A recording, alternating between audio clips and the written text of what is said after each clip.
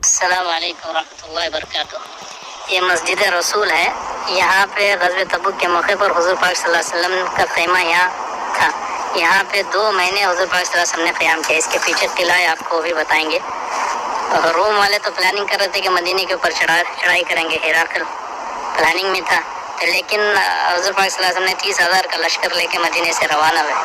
اور حضور پاک صلی اللہ علیہ وسلم کبھی بتاتے نہیں تھے کہ کہیں جانا ہے، لیکن یہ 2 موقع غزوہ خیبر اور غزوہ تبوک کا ایسا موقع تھا جس میں اعلان کیا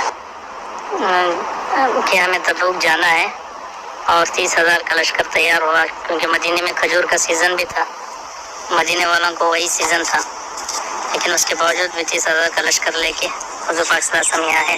راستے میں کئی سارے واقعات پیش آئے، قوم عاد قوم سمود کی بستی کا واقعہ پیش آیا، اور جب یہاں جیسے آئے تو خالد بن ولید کو آرڈر دیا کہ قبیلے بنو عائلہ پر حملہ کرو، تو انہوں نے جزیہ دینا پسند کر لیا۔ پھر قبیلے بنو دومت الجندل پر حملہ کرو، اور انہوں نے بھی جزیہ دینا پسند کیا، لیکن ہراقل ڈر گیا کہ وہ ہم تو صرف پلاننگ کر رہے تھے نا، تو وہ تو وہاں سے یہاں آ گئے، اب کیا کیا جائے؟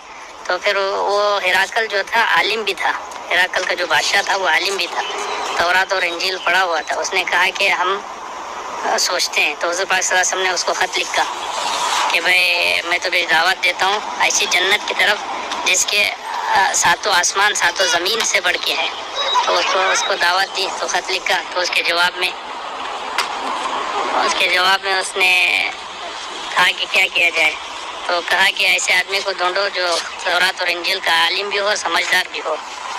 تو ایک آدمی تھا، تنوخی کو ہراقل نے یہاں بھیجا اس جگہ پہ حضور صلی اللہ علیہ وسلم سے بات کرنے کے لیے، اور اس سے کہا کہ 3 باتوں کا خیال رکھنا ہے، حضور نے 3 باتیں اگر کی تو سچا نبی ہے۔ تو ایک تو خط جو انہوں نے بھیجا اس کے بارے میں، دوسرا رات کے بارے میں جو گفتگو کریں گے اس کے بارے میں، اور تیسرا جو ہے دونوں کندھوں کے درمیان جو نبوت والا نشان ہے اس کے بارے میں ذکر کریں گے۔ تو تنوخی اس جگہ پہ آیا اور حضور سے ملا۔ حضور آتے ہی پوچھا کہ میرے خط کا کیا ہوا، تو انہوں نے کہا کہ روم کا بادشاہ ہراقل نے آپ کے خط کو بہت اچھی طرح سنبھالا ہے۔ وعلیکم السلام۔ تو ایک بات کا تو کلیئر ہو گیا۔ دوسری گفتگو کی آپ نے جو خط میں لکھا ہے ہمارے بادشاہ کو، 7 جنت اتنی بڑی ہے، 7 آسمان اور 7 زمین سے بڑی ہے، تو 7 آسمان اور زمین کہاں چلے جائیں گے؟ تو حضور نے کہا کہ دن آتا ہے تو رات کہاں چلی جاتی ہے؟